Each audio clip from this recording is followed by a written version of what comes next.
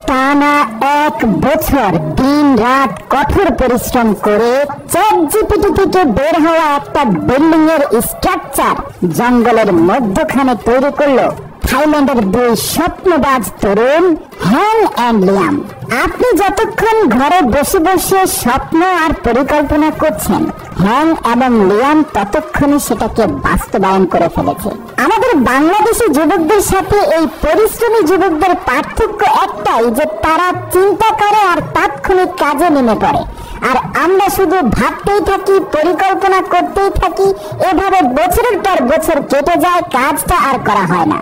এমন অনেক দক্ষ কনস্ট্রাকশন ইঞ্জিনিয়ার অথবা সিভিল ইঞ্জিনিয়াররা যেখানে ব্যর্থ হতে পারে, সেখানে হ্যাং এবং লিয়ামের কঠোর অধ্যবসায় এবং পরিশ্রমের কাছে সবকিছু হেরে যায়। এই এআই ছবিটি নিয়ে বন্ধুদের সাথে চ্যালেঞ্জ গ্রহণ করার মাত্র 2 দিনের মাথায় তারা কার্যক্রম শুরু করে দেয়। থাইল্যান্ডের উত্তর পশ্চিম অঞ্চলের সমুদ্র তীরবর্তী এলাকায় পাহাড়ের মধ্যবর্তী এক সমতল অঞ্চলকে কেন্দ্র করে তারা এই ড্রিম আন্ডারগ্রাউন্ড লাক্সারি ভিলার কার্যক্রম শুরু করে দেয়। প্রদর্শক শুরুর দিকের মূল কাঠামোটা জঙ্গলের শক্তপোক্ত মজবুত সেগুন গাছ দিয়ে তৈরি হলেও উপরের দিকের সবগুলো ডিজাইন তারা তৈরি করেছে থাইল্যান্ডের বাঁশ দিয়ে। আপনারা দেখতে পাচ্ছেন কাঁচা বাঁশকে আগুনের মধ্যে উত্তপ্ত করে সেটাকে ব্লেন্ড করা হচ্ছে, যাতে এই ড্রিম হাউস ভিলার সবচেয়ে আকর্ষণীয় যে অংশ roof to underground round circle আছে, সেটাকে খুব চমৎকার ভাবে ব্লেন্ড করা বাঁশের কঞ্চি দিয়ে তৈরি করতে পারে।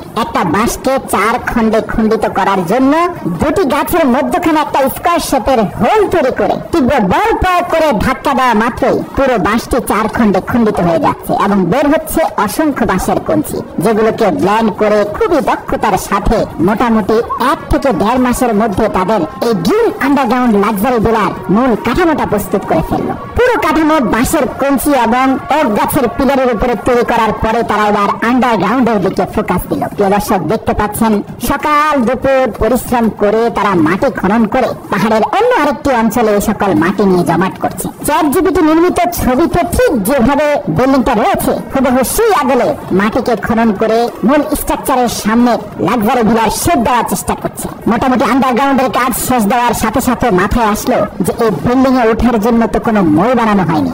যে চিন্তা সেই কাজ, মাটিতে একে তৈরি হয়ে গেল 7 থেকে 8টি মই।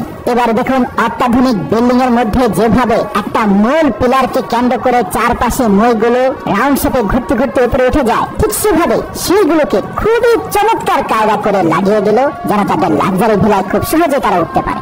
দীর্ঘ 45 দিনের কঠোর পরিশ্রমের পর হ্যাং এবং লিয়াম যথেষ্ট ক্লান্ত হয়ে পড়েছে। হ্যাং মাছ ধরছে কিন্তু লিয়াম ঘুমিয়ে পড়েছে আর স্বপ্ন দেখছে তরতাজা খাসি ভুনা করে 2 বন্ধু খাচ্ছে। এর মধ্যে হ্যাংয়ের ধরা একটি মাছ লিয়ামের দিকে ছুড়ে মারা মাত্রই তার স্বপ্ন ভঙ্গ হলো। অথবা 2 বন্ধু জঙ্গলের জলাশয় থেকে ধরা 2টি মাছকে লবণ মাখিয়ে আগুনে পুড়ে সিদ্ধ করে পুরো 2টি মাছকে বারবিকিউ করে পেট ভরে খেয়ে সাথে কয়েক চুমুক পানি খেয়ে পুনরায় আবার কার্যক্রমে নেমে পড়ল। এই পর্যায়ে তারা এক জাতীয় পাহাড়ি সিমেন্ট সয়েল রয়েছে। প্রদর্শক, এই মাটিটার একটা বৈশিষ্ট্য হচ্ছে খড়কুটোর সাথে মিশিয়ে এই মাটিটা দিয়ে কোথাও প্লাস্টার করা হয়, রোদে শুকানোর পরে অনেকটা সিমেন্টের মতো শক্ত হয়ে যায়। এই সয়েল প্লাস্টার দিয়ে এবার তাদের লাক্সারি ভিলার রুফ টু আন্ডারগ্রাউন্ড এমনকি সিঁড়ি থেকে শুরু করে সবকিছু প্লাস্টার করা শুরু করলো। মোটামুটি দীর্ঘ 15 থেকে 20 দিন ননস্টপ প্লাস্টারিং এর কার্যক্রম চলতে থাকলো। আপনারা দেখতে পাচ্ছেন প্লাস্টারিং এর পরে 2 বন্ধু তাৎক্ষণিক সিদ্ধান্ত নিয়ে ভিতরে একটা কিচেন রুমের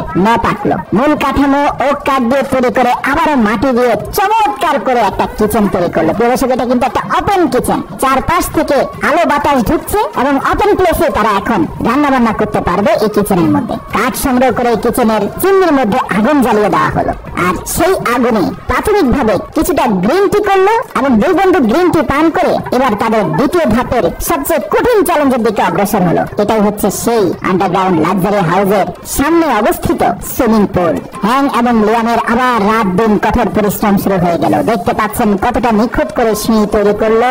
দেখতে দেখতে মোটামুটি মোটামুটি 20-25 দিনের মাথায় তৈরি হয়ে গেল তাদের সুইমিং পুলের মূল কাঠামো। শুধু কি সুইমিং পুল নির্মাণ করে সমাপ্ত থাকবে? এআই ছবিতে সুইমিং পুলের পাশে যে পানির ফোয়ারা আছে এবং একটা স্লাইডার আছে সেটাও তো নির্মাণ করতে হবে। যে চিন্তা সেই কাজ। পানির ফোয়ারার কাঠামো তৈরি করার পরে স্লাইডারের মূল কাঠামো তৈরি হয়ে গেল। দেখতে পাচ্ছেন বাঁশের খুঞ্চির সাহায্যে কতটা চমৎকার করে স্লাইডারের কাঠামোটাকে তৈরি করে ফেললো তারা। ইতিমধ্যে দীর্ঘ 10টি মাস কেটে গেল এই পুরো প্রজেক্টের বর্তমান অগ্রগতি পর্যন্ত। ভুলে গেলে চলবে না, হাতে থাকা 2 মাসের মধ্যে পুরো কাজ শেষ দিতে হবে। দর্শক দেখতে পাচ্ছেন সুইমিং পুলের মূল কাঠামো শেষ হওয়ার পরে দুই বন্ধু ন্যাচারাল সিমেন্ট এবং পানি মিশিয়ে তাদের স্লাইডার এবং পানির ফোয়ারার প্লাস্টার শেষ করে সুইমিং পুলের ফ্লোর এবং দেয়াল প্লাস্টার করছে। তার আগে ফ্লোরের নিচে পাহাড়ি ইট পাথরকে তাদের হাতে তৈরি হ্যামার দিয়ে খুব চমৎকার ভাবে অ্যাডজাস্ট করে নিল যাতে ফ্লোরটা কখনোই কর্দমাক্ত হয়ে না যায়। আজকে তাদের কিচেনে এক জাতীয় পাহাড়ি ফল সিদ্ধ করা হচ্ছে। এই ফলটা সিদ্ধ হওয়ার পরে এর ভেতর থেকে একটা ন্যাচারাল রং বের হয়, যে রংটা দেখতে অ্যাকোয়া কালারের মতো। আর দেখতে পাচ্ছেন এই রংটা সিদ্ধ হওয়ার পরে সেই রংটা পুরো সুইমিং পুল এবং সিঁড়িতে লাগিয়ে দেওয়া হলো। চূড়ান্ত পর্বের কাজের আগেই পাহাড়ি বেশ কিছু পাথর এনে সুইমিং পুলের চারপাশে রাখা হলো, এমনকি তাদের ঘরের মেঝেতেও।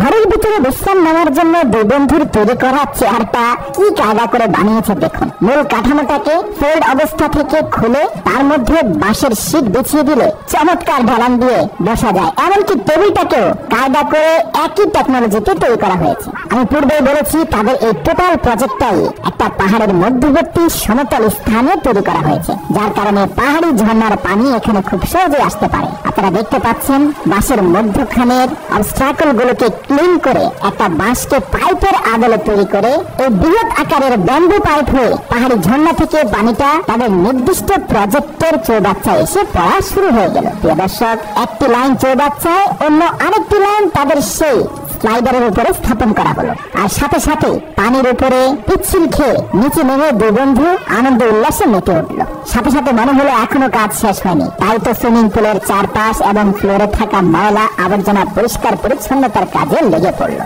সবকিছু পরিষ্কার পরিচ্ছন্ন করে সুইমিং পুলের চারপাশে কিছুটা প্রাকৃতিক ঘাস তারা লাগিয়ে দিল। আজ তারা বছরের শেষ সপ্তাহে এসে পৌঁছেছে। দীর্ঘ 1 বছর পূরণ হতে যাচ্ছে তাদের এই প্রজেক্টে। বনমোরগ সংগ্রহ করে সেটাকে ভালো করে বারবিকিউ করে পেট ভরে রাতের বেলা খেলো। রাতভর আনন্দ করে মধ্যরাত থেকে গভীর ঘুম দিয়ে সকালে ঘুম থেকে উঠে তারা দেখতে পেল তাদের চৌবাচ্চা পানিতে টইটুম্বুর। এই যে সেদ্ধ পানির মধ্যে কিছু পাতা ছেড়ে দেওয়া হলো, এটা হচ্ছে থাইল্যান্ডের গ্রিন টি। আর এই চাটা তারা সেলিব্রেশনের পূর্বে পান করে। আর তাই তো হ্যাং এবং লিয়ান এই চা পান করে স্লাইডার দিয়ে তাদের পানির চৌবাচ্চায় একটা বড় জাম দিল। আজ দীর্ঘ 1 বছরের কঠোর শ্রম এবং সাধনার পূর্ণাঙ্গ ফল এসেছে। আচ্ছা ভাবুন তো, যে এআই ছবিটাকে কেন্দ্র করে এই বিশাল প্রজেক্ট সম্পূর্ণ হলো, দীর্ঘ 1 বছর পর্যন্ত এই দুই বন্ধু যদি সেই ছবিটাকে তাদের ঘরের বেডরুমে লাগিয়ে শুধু দেখতো আর পরিকল্পনা করতো, তাহলে হয়তো পুরো বছরটাই কাটিয়ে দেওয়া যেত। এর জন্য মানব জীবনের সফলতার অন্যতম একটা গুরুত্বপূর্ণ অংশ হচ্ছে আপনাকে দ্রুত সিদ্ধান্ত নেওয়ার সক্ষমতা অর্জন করতে হবে। আপনি যত বেশি প্রক্রাস্টিনেশন করবেন, যত বেশি সিদ্ধান্তহীনতায় ভুগবেন, ততই পিছিয়ে যাবেন। এই পৃথিবী খুব দ্রুত এগিয়ে যাচ্ছে, তার মধ্যে সবচেয়ে এগিয়ে আছে তারাই যারা দ্রুত কার্যকর সিদ্ধান্ত নিতে পারে।